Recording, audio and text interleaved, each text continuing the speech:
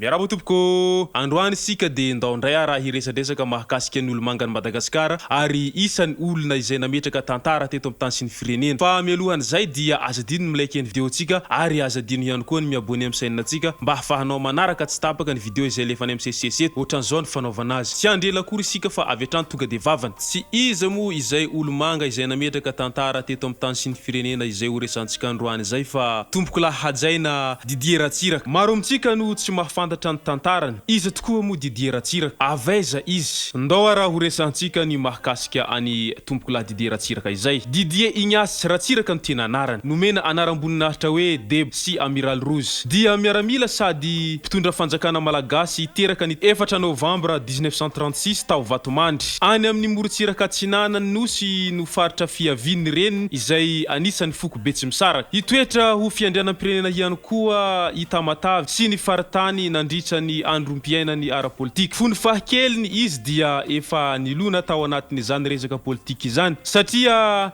zanaky manampahefana teo amin'ny fitantanany raharaham-panjakana Frantsay Albert Ratsiraka izay rainy. Izany anisany lehibeny padesma tany amin'ny faritra Moramanga dia mpandova ara-politika ity hetsika ity iandriamatoa DIDIER RATSIRAKA. Arak'izany hatramin'ny miantombohany teo amin'ny politika dia noheverina fa misolo tena ny elatra havia amin'ity hetsika ity. Mahery fihetsika sy mifanerasera kokoa izy miatrika ny elatra ara-sosialy demokratika no antony nosolony any filoha Filibert Tsiranana. Lasa manamboninahitra andranomasina izy tamin'izany fotoana izany. Ho ministry ny raharaham-bahiny nandritra ny tetezamita miaramila malagasy ny taona 1972 ka hatramin'ny 1975. Taorian'ny tetezamita ara-miaramila dia nanana lalampandrenana vaovao izy izay nanana fironana sosialista nekeni-ponina ary voafidy ho filohan'ny Republika Demokratika ny Madagasikara. Mpanorona antoko arema sosialista sy nationalista ny tena. Indroa izy no filohan'ny Republika ny Madagasikara ny taona 1975 ka hatra ny taona 1993 ary ny taona 1997 ka hatra ny taona 2002. Rehefa lany ho filohan'ny pirenena izy tamin'ny taona 1975 dia nisafidy ny zavatra ny malagasisation dia hita fa tsy nahomby izany teo amin'ny ara-toekarena sy ara-sosialy izay nanosika azy hanaiky tamin'ny 1991 ny tetezamita liberaly nitakiana force vive any Zafielbert izay nandimby azy tamin'ny taona 1993. Rehefa avy niala teo amin'ny fitondrana izy tamin'ny 1993 dia niverina nirotsaka ho candidat ho filohan'ny pirenena indray izy taty amin'ny taona 1996. Rehefa nanamarika ny tsy fahombiazana sosialisma dia te ho mpanentana ny maha-olombelona ekolojika izy tamin'izany. Zara raha nahavita nandresany Zafielbert izy ary lasa ho filohan'ny Republika indray taorian'izay. Nanao fanavaozana ny lalampandrenana izy vantany vao niverina teo amin'ny fitondrana satria ny tanjony dia ny fitombona ara-toekarena ho an'ny firenena. Rehefa tapitra indray ny mandany faharoa dia niditra tamin'ny fifidianana ho filohan'ny pirenena manaraka indray ary nifandona tamin'ny andriamatoa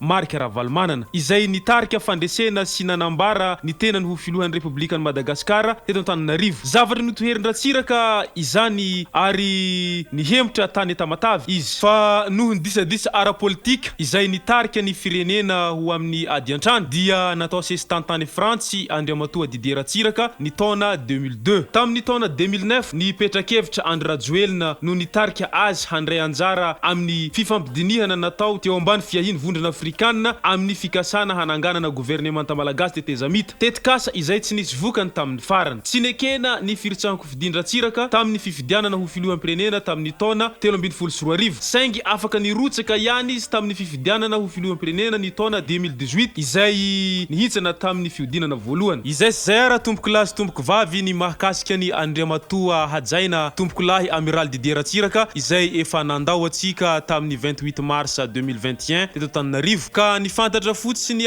dia mananjanaka izy ary ramatoa Silina Ratsiraka no vady andefomandriny izay navelany. Fa ny hafatra navelany farany dia fohazo izy rehefa mandroso Madagasikara. Mety mifono inona izay hafatra izay. Mety maro ve nilesoka hitany tao anatin'izay fitondrana izay ka hitany hoe tena sarotra ny hanarina n'ity Madagasikara ity sa ve ahoana raha ny fahitanareo azy sy ny fandinihany tsirairay izay hafatra izay navelany tompoko lahy Amiral DIDIER RATSIRAKA izay. Ka enganieka izay manana information mahakasika ny izay tsy voatanisako teo samy hanao izay ao anatin'ny commentaire. Tompoko lahy sy tompoko vavy mankasitraka tamin'ny fanarahana ity vidéo ity ka manasa hanao hatrany hanao like ny vidéontsika ary manasa ihany koa i-abonné amin'ny chaîne atsika mba ahafahanao manaraka tsy tapaka ny vidéo izay lefa any amin'ny CCC tompoko lahy sy tompoko vavy mangasitraka de mirary soa ori pitondra fanjakana asa mity gasikara tanindrazana malala ivavagna ny tsy manaranare gologolo ty gasikara mbandroso fa tsy latsika fara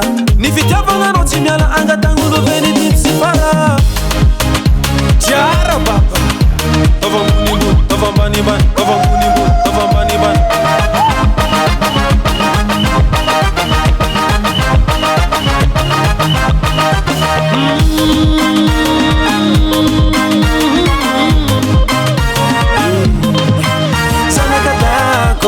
zanakadago zao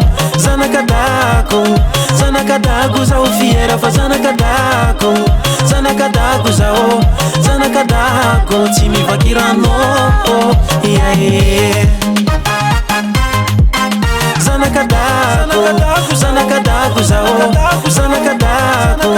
zanakadago zao fiera fa zanakadago zao tsy mivakirano iae